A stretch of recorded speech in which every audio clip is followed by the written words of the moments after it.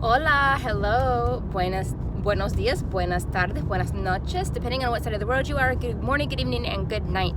I do some shorts and I give little blips of how I feel about this presidential election, but I wanted to give a little bit longer of an explanation. So I'm born and raised in Portland, Oregon, a very liberal city. But liberal when I was growing up is not the same thing as liberal in 2024.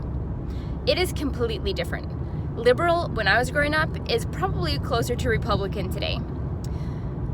Also, just so people in Austin, Texas know, Keep Portland Weird was definitely stolen from Austin, Texas, and we didn't say that growing up. It came after the movie, the TV show Portlandia came out, and then all the weird people in the world, in the United States, moved to Portland, Oregon, and adopted that phrase.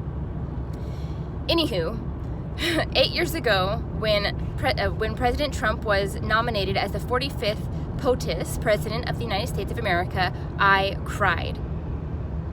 I did not want to go to work, and I said that this should be a national day of mourning from now on.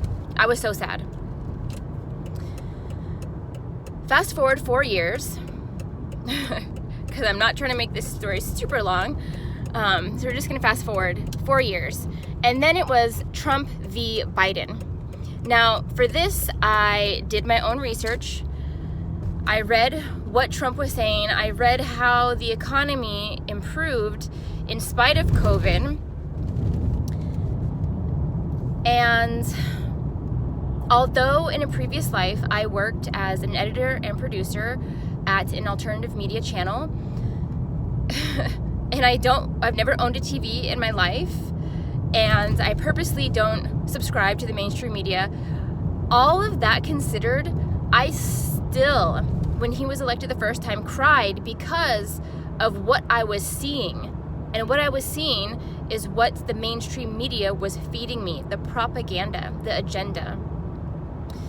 So 4 years later, it was COVID, so everyone was already by themselves and isolated. It was just me and my doggo. And my family and I were texting from across state lines, and our family was very divided. And it was very sad to see how politics was getting in the way of our family. And one person in my family said, well, my sibling said to my mom, if you vote for Trump, I am never talking to you again. That is a strong statement to tell your mother. So to this day, my mom refuses to vote for Trump because she wants her daughter in her life.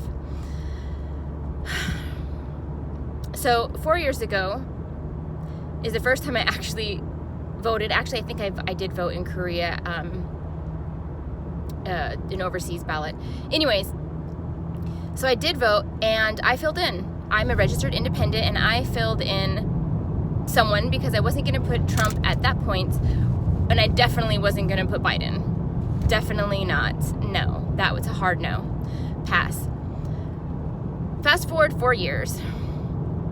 And now people are calling me a far-right Republican. No, I'm registered independent. And it's just wild to me that that's what people are considering someone who just believes in family and in our nation, and in God. It's simple. Those are simple things, and it shouldn't make me a far right anything. And at the end of the day, left and right, I think all of that bipartisan stuff is just to keep us distracted from what's really going on, but that's not the point. The point in this audio, or in this video, is that I did my research. So I listened to the DNC, I listened to the RNC, and I've also followed Trump on his tour to the different swing states and swing cities to talk to them, and his message is consistent every single time. Harris is very, very inconsistent depending on the people who she's speaking to in the room. Her voice switches, so she code switches to the 9th degree, to the nth degree. what her policies switch, if she sees that Trump is getting really good ratings, suddenly she's all for that, and she was never the other way. No, not at all. Bro, just do your research and you'll see, like, it's ridiculous. So I am not a fan of liars. I'm not a fan of cheating. And at the presidential debate, cheating. Who voted for Kamala Harris in the primaries? That's a zero. Nobody. That's cheating. She pushed her way in to the presidential candidate, and it's ridiculous. It wasn't what this country is based on. We're not based on pushing our way in. We're based on a democratic society that we vote, and our vote is supposed to matter and it's supposed to count. And she took our voices away by pushing in. It's just wrong. So a lot of people say, hey, Trump has failed. He was bankrupt. Why would we want someone who has declared bankruptcy as our president? Well, think about this. Thomas Edison failed 10,000 times before he was able to invent the light bulb successfully. Now, he doesn't consider them failing. If you Google this and look, he says that I just found 10,000 ways it doesn't work. And that's where our mindset needs to be.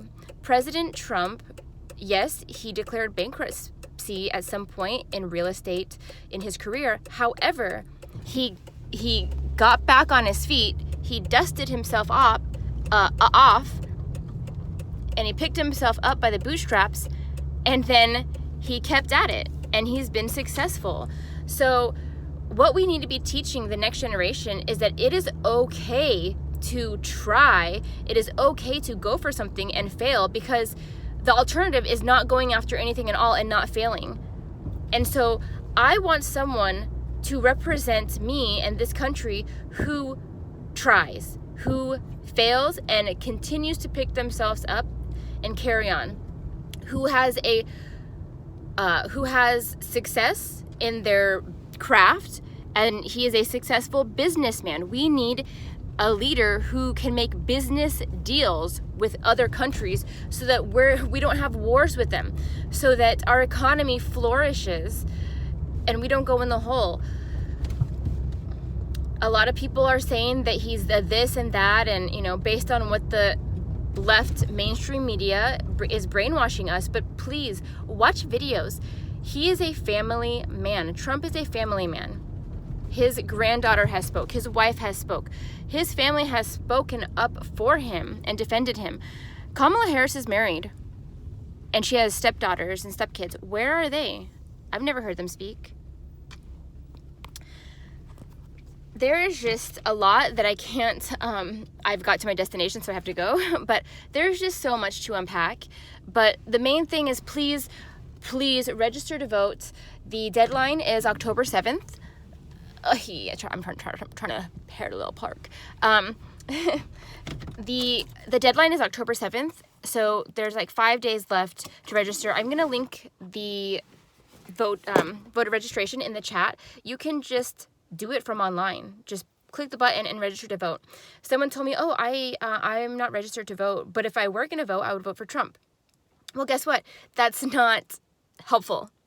That is not helpful if you have in your heart who you would vote for, because every vote adds up. I used to think the same thing. Well, I'm just one drop in this massive pond.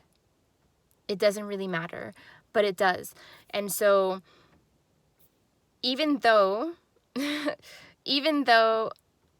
believe that Texas is not, I believe, but it's a red state, and I believe they're going to get the vote of Trump, I'm still a registered Texan and plan to vote because my vote does matter. So, takeaways. Failure shows success. Don't let anyone take you down because you failed when you tried something. Instead, be proud that you did try, and try it a different way next time. And maybe that next time will be successful. 2, register to vote because your voice does matter. I did not speak on YouTube videos for a long time. You'll see me doing planks and squats and exercises, not speaking, because I thought, there's so many voices on YouTube. It's saturated, and there's so many voices in the world. Why do people want to hear my voice? But I do have strong opinions, and I am an intelligent being, and my voice does matter. And so this is me showing you that it is okay to speak your mind. There are going to be people who agree with me, and there's going to be people who disagree with me, and that's okay. That makes us human and not robots.